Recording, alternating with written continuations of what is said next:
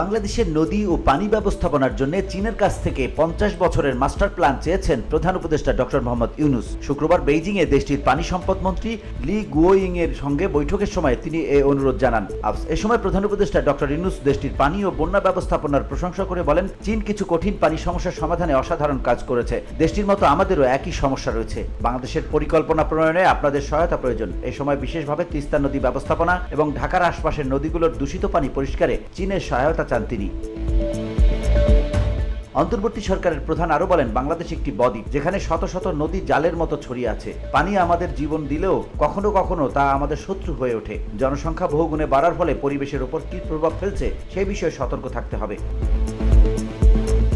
পানি ব্যবস্থাপনায় সহায়তা করতে চীনের প্রতি আহ্বান জানিয়ে প্রধান উপদেষ্টা বলেন, চীন এক্ষেত্রে বিশ্বে অন্যতম শ্রেষ্ঠ দেশ। বাংলাদেশ এ বিষয়ে অনেক কিছু শিখতে চায়। কিভাবে পানি সম্পদ জনগণের কল্যাণে ব্যবহার করতে পারি তা শিখতে এসেছি। এ সময় চীনের প্রেসিডেন্ট শি জিনপিং এর পানি ব্যবস্থাপনার দৃষ্টিভঙ্গি বাংলাদেশকে জানানোরও আহ্বান জানান তিনি। নদী দখল প্রসঙ্গে তিনি বলেন, জনসংখ্যা বৃদ্ধি ও উন্নয়নের চাপে মানুষ নদীর পাশের জমি দখল করছে। এছাড়া নদীগুলোর মাঝখানে পলি জমে নতুন ভূমি তৈরি হচ্ছে, যা কখনো কখনো নদীগুলোকে সংকুচিত বা মৃত করে দিচ্ছে। বসুন্ধরা, উত্তরা, বনশ্রী, কুড়িল ও বাড্ডা সহ রাজধানীর বিভিন্ন স্থানে অভিজাত ও অত্যাধুনিক মানের ফ্ল্যাট কেনার এক নির্ভরযোগ্য প্রতিষ্ঠান প্লেজেন্ট প্রপার্টিজ লিমিটেড। তাই আপনার স্বপ্নের আবাসনের জন্য আজই যোগাযোগ করুন। Pleasant properties limited, where destiny matches eventually.